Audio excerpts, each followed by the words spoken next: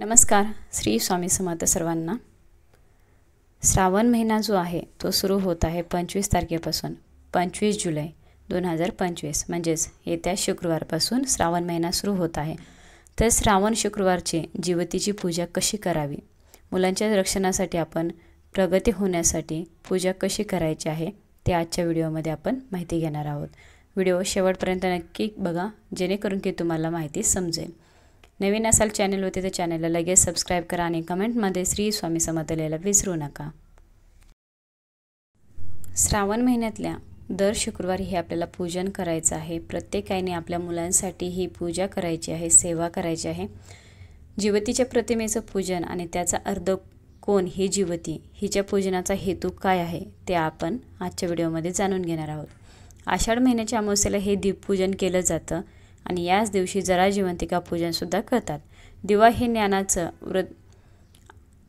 वृंदिकतेचं प्रतीक आहे. अज्ञानाचा नाश करून ज्ञानाकडे जाणाऱ्या मार्गाचा मुख्य आधार आहे.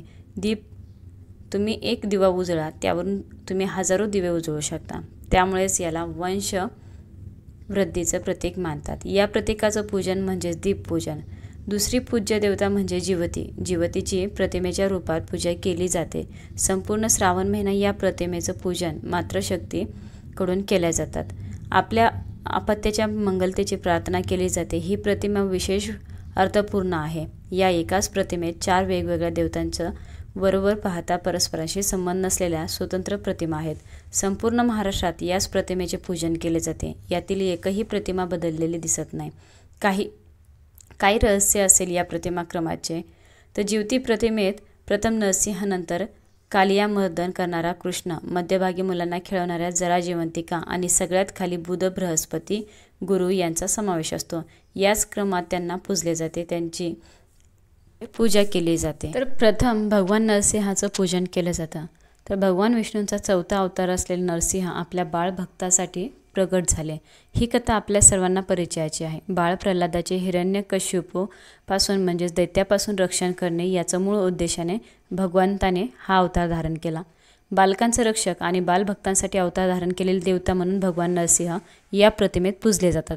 म्हणजेच नरसिंह घरात ओढवणाऱ्या आपत्तीपासून बाळाचा बचाव करतात.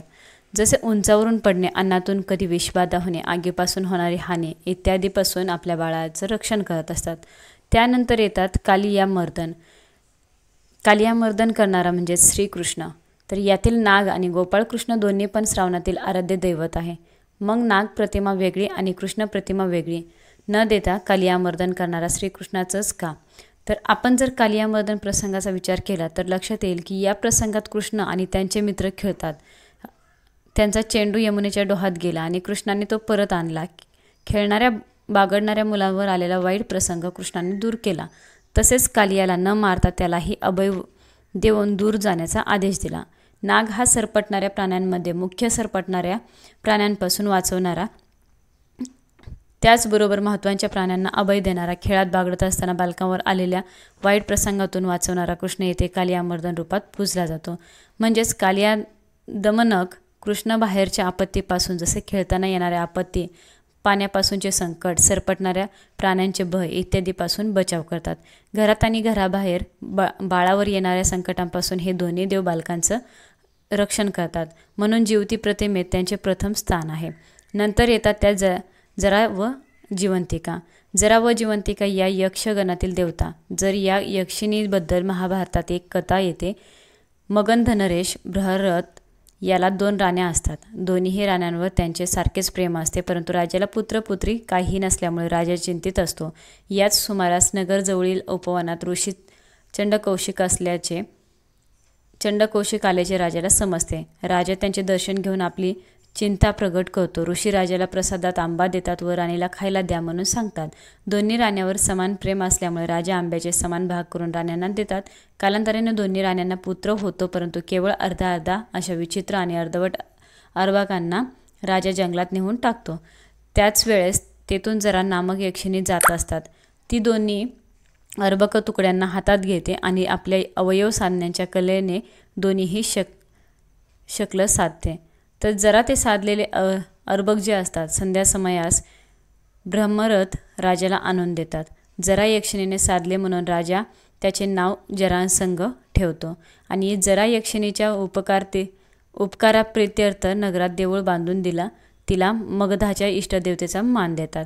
त्याचप्रमाणे जरा देवतेचा वार्षिक महोत्सव सुरू करतो. अशी ही जरा देवी जारेची सखी जिवंतिका. जिवंतिका या शब्दाचा अपभ्रंश जीवती.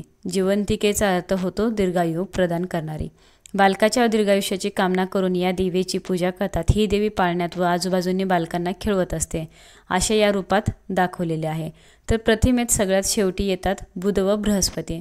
बुध हा ग्रह हत्तीवर बसलेला असून अंकुश धारण करतो, तर बृहस्पती गुरु वाघावर बसलेला आणि हातात चाबूक घेतलेला दाखवतात. बुधाच्या प्रभावाने जातकाला अलौकिक बुद्धिमत्ता, आकर्षक व्यक्तिमत्व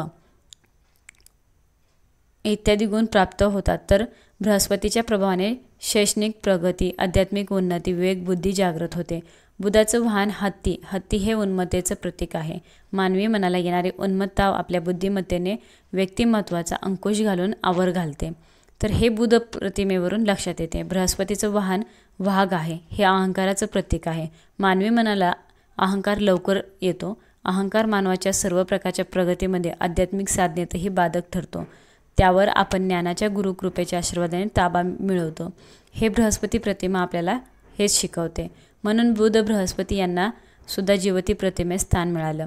प्रथम रक्षक देवता, नंतर जन्मलेल्या बालकाचे रक्षण व दीर्घायुष्य देणारी देवता आणि नंतर व्यक्तिमत्व प्रभावित करणारे ग्रह देवता असा ही जिवती प्रतिमेचा एका मात्र शक्तीने दुसऱ्या रक्षक व पालक शक्तीचे केलेले पूजन म्हणजे जिवती पूजन. जगातील सर्व प्राणी मात्रांच्या उज्ज्वल भविष्याची रक्षणाची प्रार्थना म्हणजेच जिवती पूजन. जरे जिवंतिके देवी बालयुक्ते प्रमोदिनी रक्षाव्रते महाशक्ती पूर्णकामे नमस्तुते. तर प्रत्येक आईने जरांजिवतिका या सेवा कराव्यात. जिवतीचं पूजन करावं, जरा जिवंतिकेचं. दर शुक्रवारी प्रत्येक आईने आपल्या मुलांसाठी ही पूजा करावी, सेवा करावी. व्हिडिओ शेवटपर्यंत बघितल्याबद्दल सर्वांचं मनापासून आभार आणि धन्यवाद. सर्वांना श्री स्वामी समर्थ.